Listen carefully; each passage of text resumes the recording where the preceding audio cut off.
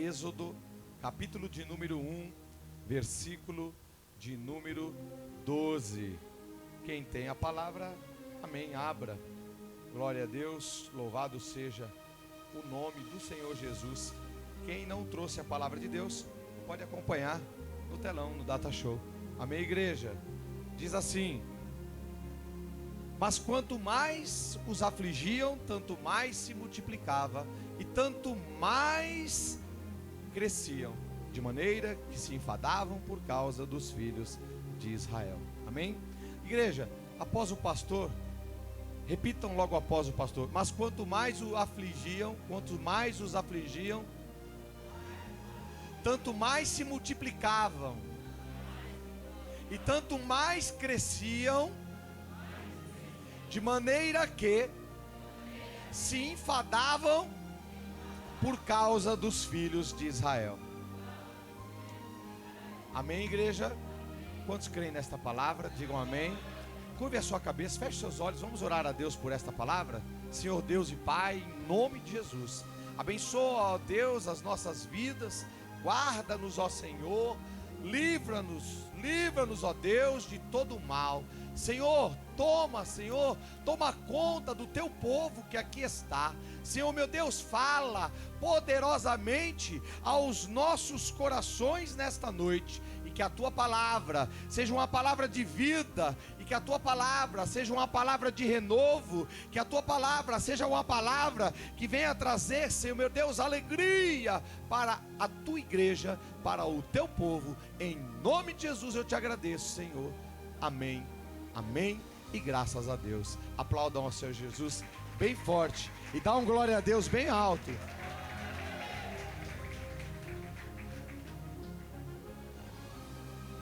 Olha para a pessoa que está ao seu lado e diga assim: tão somente creia.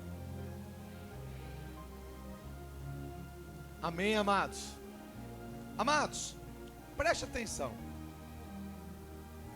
São esses os nomes dos filhos de Jacó que foram com ele, lá para o Egito. O nome de cada um deles e com as suas famílias. Rubem era um dos filhos de Jacó. Simeão era outro. Levi era outro. Judá, Isacar, Zebulon, Benjamim, Dan, Naftali, Gade e Asser. Esses foram aqueles que foram para o Egito com Jacó. E José, que já estava lá no Egito. Mas os descendentes diretos de Jacó eram aproximadamente 70 pessoas ao todo. E o filho que estava lá no Egito, que conhecemos, José, mais tarde seria o segundo homem de todo o Egito. Depois de Faraó seria José. Mas o que Deus tem para nós aqui nesta noite, não é contar a história de José, ao qual conhecemos, que ele, desprezado pelos seus irmãos, vendido por algumas moedas, preso lá no Egito por uma mentira, ficou preso alguns anos. Depois Deus veio a honrá-lo, porque Deus deu o dom a ele para que ele pudesse revelar sonhos, revelando um sonho de Faraó. Ali Deus se lembrou de José, e José se torna o segundo homem do Egito, depois de Faraó. Amados, não é isso que nós trataremos nesta noite, nesta oportunidade. O que Deus tem para mim e para você é para que nós despertemos e saibamos que Deus, Ele é fiel em nossas vidas. Eu não sei como você chegou até aqui, nem tampouco vocês que estão em casa agora, onde quer que estejam, assistindo e ouvindo esta palavra. Eu não sei como vocês se encontram, mas eu quero vos dizer que quando nós nos colocamos na posição ao qual Deus nos chamou, Deus, Ele é fiel. Deus é fiel ainda quando não estamos na posição. Porque se não fosse assim, não haveriam conversões. Deus não nos guardaria lá naquele mundo tenebroso ainda sabendo das promessas que Ele tem em nossas vidas. Deus nos guarda lá ainda na época do cativeiro, para nos trazer aqui, hoje, em sua presença. Mas a palavra que Deus tem para nós hoje, nessa oportunidade, eu tenho certeza que vai fazer com que cada um de nós entendamos e saibamos que Deus, Ele é fiel. Olhe para a pessoa ao seu lado e diga: Deus é fiel. A palavra que lemos diz: mas quanto mais os egípcios maltratavam os israelitas, tanto mais eles aumentavam, tanto mais eles cresciam. Vejam, depois de José, da morte de José lá no Egito, como o segundo homem depois de Faraó, depois da morte de José lá no Egito, diz que teve um novo rei. Teve um novo rei que não sabia nada a respeito de José. Não sabia.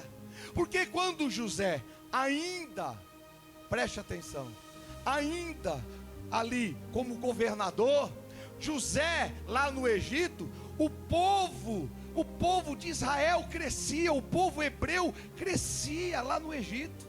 E ali diz a palavra de Deus que aquele povo todo por um momento se esqueceu de Deus. Haviam se esquecido e ali começaram a trabalhar para Faraó. E diz a palavra que naquela época aquele povo foi crescendo de tal maneira que os conselheiros de Faraó ficaram preocupados. Eles ficaram preocupados e levavam até Faraó preocupação, dizendo: olha, este povo está crescendo, e se eles se rebelarem, se eles armarem contra ti, não tem quem conseguirá livrá-lo, ó Faraó, da mão deste povo. Temos que tomar uma atitude, temos que tomar uma decisão. E o que Faraó fez? Começou a aplicar trabalhos forçados, obrigando ao povo hebreu cada vez mais a trabalhar. Preste atenção. Trabalhando cada vez mais para que acabassem se tornando escravos. Faraó começou a maltratar, até mesmo, eu diria, com brutalidade, o povo hebreu. Fizeram com que a vida do povo de Deus, o povo eleito por Deus, fizeram com que a vida deles se tornasse uma vida amarga, obrigando-os a fazer trabalhos pesados, porque os hebreus, eles tinham que também fabricar tijolos para as construções daqueles grandes monumentos faraônicos, como Pitom foi construído pelo povo hebreu, Ramsés foi construído, as cidades de Pitom e Ramsés foram construídos pelo povo hebreu. E chega um momento que os conselheiros de Faraó aconselham: olha, tem que dar um jeito para este povo que está se multiplicando, tem que dar um jeito para que eles não venham a crescer tanto e não venham se revoltar contra tu, ó rei Faraó. Amados, a Bíblia diz que o rei do Egito, ele deu a Sifrá e Puá, que eram parteiras das mulheres israelitas, a seguinte ordem. O rei do Egito, Faraó, deu a seguinte ordem: quando vocês forem ajudar as mulheres israelitas nos seus partos, façam o seguinte: quando vocês derem uma olhada e ver que nascer filhos meninos, homens, matem os meninos, mas se nascer menina, deixem as meninas. Só que tanto Sifrá quanto Puá conheciam a Deus, Deus dos hebreus, e elas temeram e não obedeceram a Faraó. quando ele havia mandado para que matassem os meninos, elas não o fizeram. E disseram: e agora? Mas quando o faraó perguntar, o que diremos? Faraó certa vez chama elas e diz: o que está acontecendo? Vocês não estão matando os meninos que estão nascendo como ordenei? E elas disseram: olha, senhor rei, é que acontece que as mulheres hebreias, elas têm filhos com facilidade. Elas mesmo, quando nós chegamos, os filhos já nasceram, e não tem como nós matarmos os meninos, não tem como.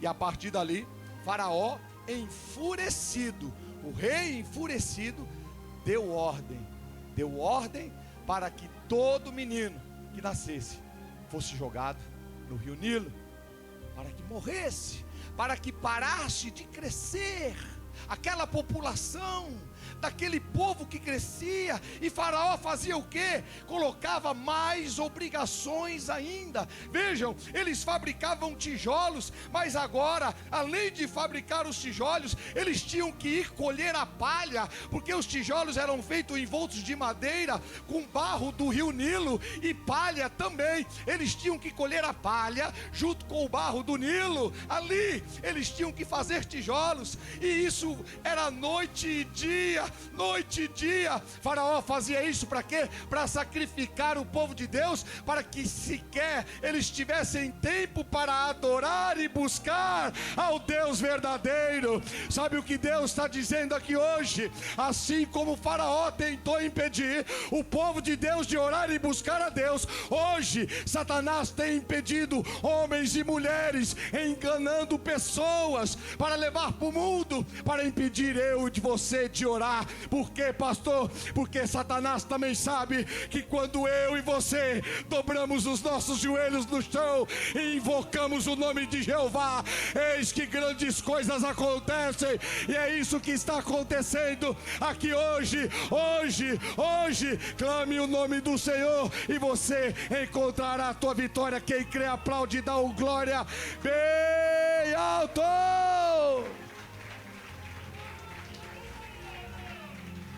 Glorifique, exalte ao Senhor, glorifique, dá glórias. Ô igreja, não aplaude. Se essas palmas foi para mim, olha, para mim não precisa, mas se é para Jeová, aplauda bem alto e dá um glória a Deus em nome de Jesus.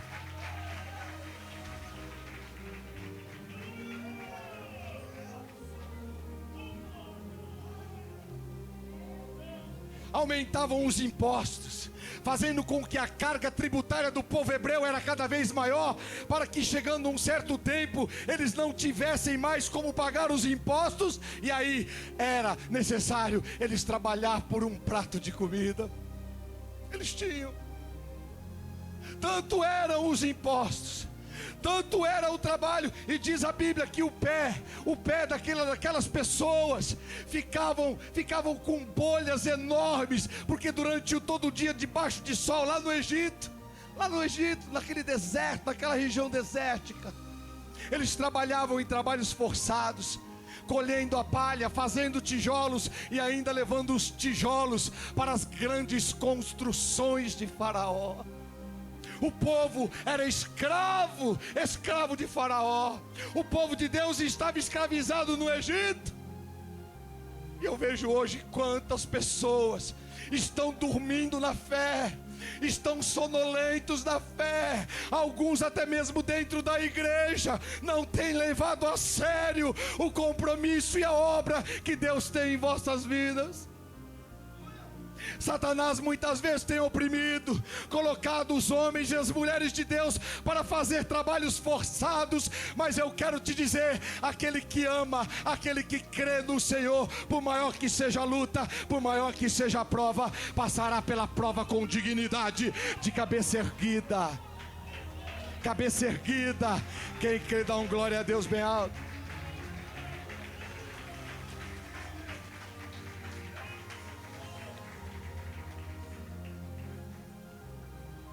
Pegavam o barro ali do rio Nilo para fazer aqueles tijolos. Pegavam o barro